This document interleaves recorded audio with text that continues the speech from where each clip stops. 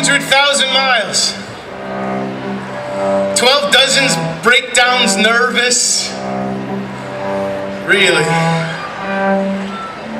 One too many midnights. A bunch of broken laws later.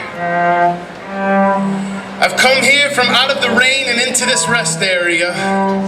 Caught 22 miles between you and me. Watching the information man behind his information booth, juggling predictable conversation with folks who split like iceberg lettuce and who believe the flat lines of small talk will give us life. I want them to leave. Like a big deal orchestra, removing itself from the string section so I can fiddle with fate and make music. There is a distance the size of bravery. It forms like words in the mouth of a baby, reaching out for the point where all things meet.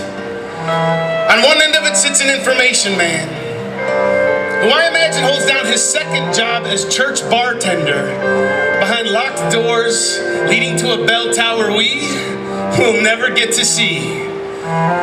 Sinners. On the other end of this space, I'm standing like shoe polish on an overstocked shelf, hoping that one day someone will pick me to make things better.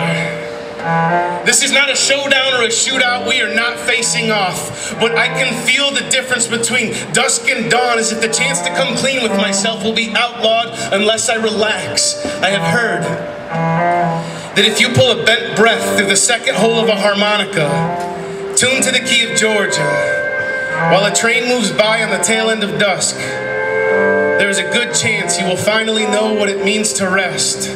I have not yet rested. It takes a long time to make love with someone who hates themselves. Okay, it feels like I've been standing here for exactly that long. When at last the rain outside drops off, takes everyone in this rest area with it except for me and the information man, and that's got me thinking tonight I'm gonna get the answer. And you know what I'm talking about.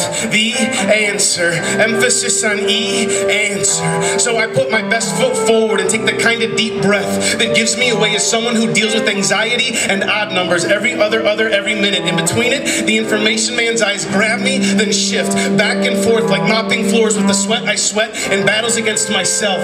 He's got me locked in and is smiling. If you've never been rocked back by the presence of purpose, this poem, too soon for you. Return to your mediocrity, plug it into an amplifier, and rethink yourself. Because some of us are on fire for the answer.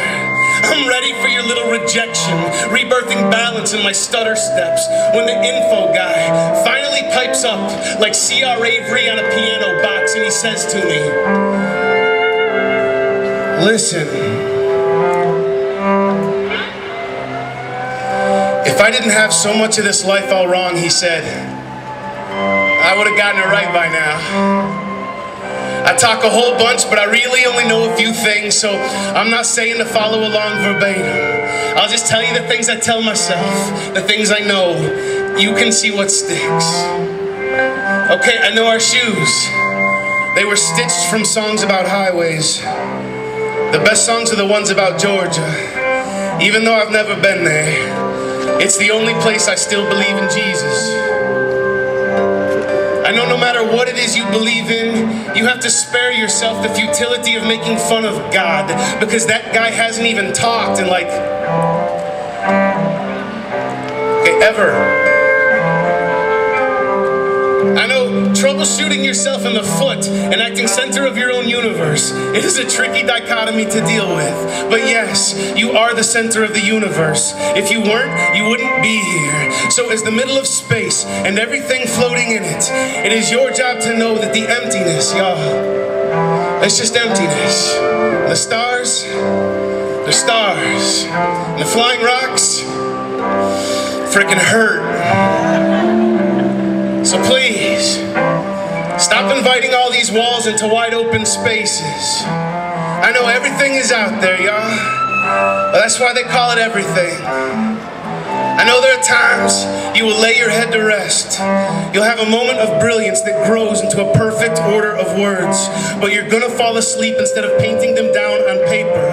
When you wake up, you will have forgotten the idea completely, miss it like a front tooth, but at least you know how to recognize moments of brilliance, because even at your worst, you are incredible. It comes honest, so return to yourselves, even if you're already there. Because no matter where you go, or how hard you try, or what you do, the only person you're ever gonna get to be, and I know it, thank God, is